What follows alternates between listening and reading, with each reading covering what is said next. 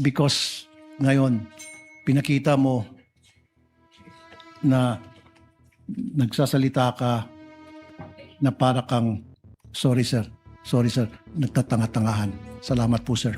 Pasensya na sir. Your Honor, with all due respect, Your Honor, I personally take offense of that comment, sir.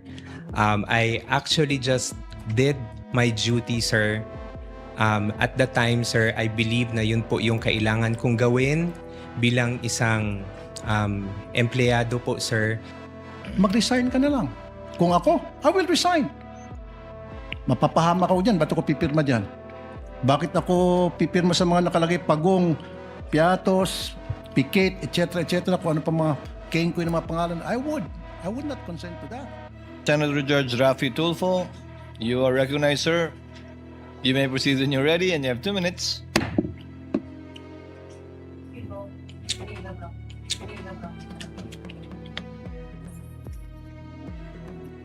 Mr. Witness, sakitin ba ang marami sa inyong mga informants?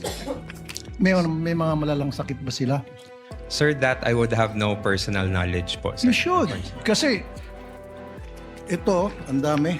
170,000, 50,000, 200,000 each informant. So para mabigyan nyo ng napakalaking halaga bawat isang informant pambili ng gamot, dapat magtataka ka. Anong gamot kayong bibili nito? Bilang isang intelihenteng tao, I know you're very intelligent, you're very smart. Did you not try to ask? O at least nagtaka? Baka may rheuma, arthritis, nagpapakimo, should have asked. At kung mga bata nga, inquisitive yung mga bata, anong gamot ang bibilhin mo? Paghingan mo pera ng bata, kunyari, Toy, pahingin pera, bili akong gamot. Anong gamot bibilhin mo, kuya? Bata yun ha, grade 1. Ikaw pa kaya? Why? At the time po, sir, I did not ask anymore kay Colonel Lachica, sir. Why not? Because, sir, I already gave I trusted what the security officer mentioned to me, sir. But it is your responsibility to know. Kasi ikaw ang pumipirma doon sa AOM. Sir, in terms of the responsibility to know, sir, I'm not sure, sir, if I'm the one who's responsible to know, sir. But the So task you're to not me, sure. That means, ayoko nang gumamit ng pangsalita. It's unbelievable. It defies logic talaga, really, sir. You're not really making sense at all. Anyway, move on tayo. Yung, alam mo naman sa DOH, nagbibigay ng libreng gamot. Meron Yes, kayong mga medical assistance program. Yes, sir. Oh, ba't di nila kayo humingi sa DOH? In fact, by the hundreds of millions and billions, nag-expel lang dyan sa bodega ng DOH, natatapon lang. Sayang. So dapat humingi na lang kayo sa DOH. Bigyan nyo lahat ng informant nyo ng kung anong klaseng gamot. Libre pa. Nakalibre kayo. The wisdom behind how the confidential funds were implemented, sir, I cannot answer, sir, because again, sir, I am not the main implementer for the said activities. Kaya sir. nga, Mr. Smart Guy, nung makita mo na ang dami mga informant na binigyan ng mga hundreds of thousands each para sa gamot, you could have asked La Chica and said, La Chica, bakit di tayo pumunta sa DOH, maghingi tayo ng gamot para makalibre, makatipid tayo sa confidential funds? Libre naman sa DOH. Pag Office of the President maghingi, may budget, meron kayo allocation doon, I'm sure. In fact, sa Davao, ginagawa nyo na yun eh. Sir, that I cannot answer, sir. So again, it defies logic. Hindi po kapani-paniwala ang mga pinagsasabi mo. Sir, for me, it really defies logic. Sayang po yung pagkatalino mo rito. Nasira po yung pagiging isang matalino mong tao. Nakakahiya po dun sa mga eskwelahan na kung saan ka nag-aral at nag-graduate. Because ngayon, pinakita mo na nagsasalita ka na para kang, sorry sir, nagtatanga-tangahan. Salamat po sir.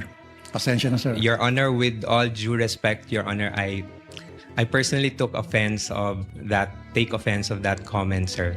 I actually just did my duty, sir.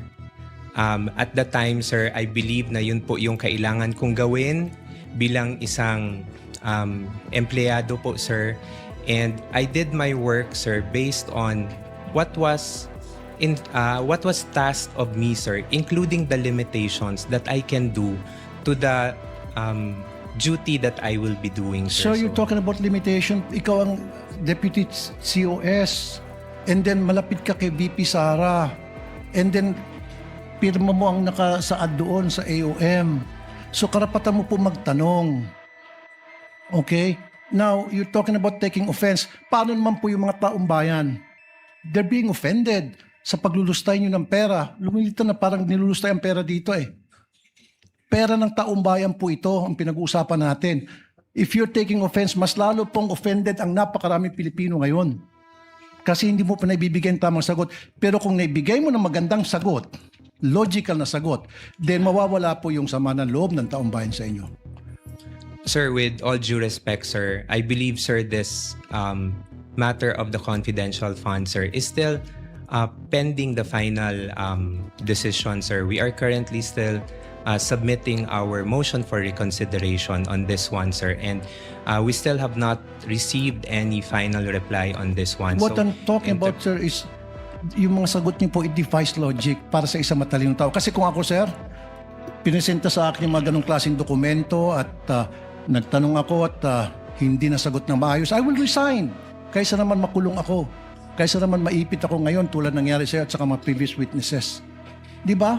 Dalawa lang yan eh. Patuloy kang magbubulag-bulagan, pirma ka lang ng pirma dyan, nakapikit. Pero, ang consequence yan, maaari kang makulong, maaari kang makasuhan. Anything can happen. Or, mag-resign ka na lang. Kung ako, I will resign. Mapapahama ka ko dyan, ba't ako pipirma dyan? Bakit ako pipirma sa mga nakalagay pagong, piatos, pikit, etc., kung ano pa mga kengkoy na mga pangalan? I would not consent to that.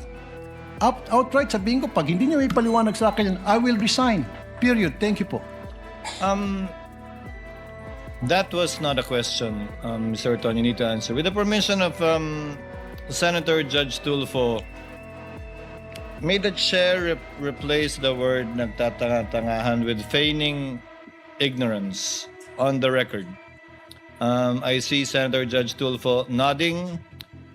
So let the records so reflect the statement feigning ignorance in lieu of the Tagalog word mentioned earlier. Tuloy kang magbubulag-bulagan, pirma ka lang ng pirma dyan, nakapikit.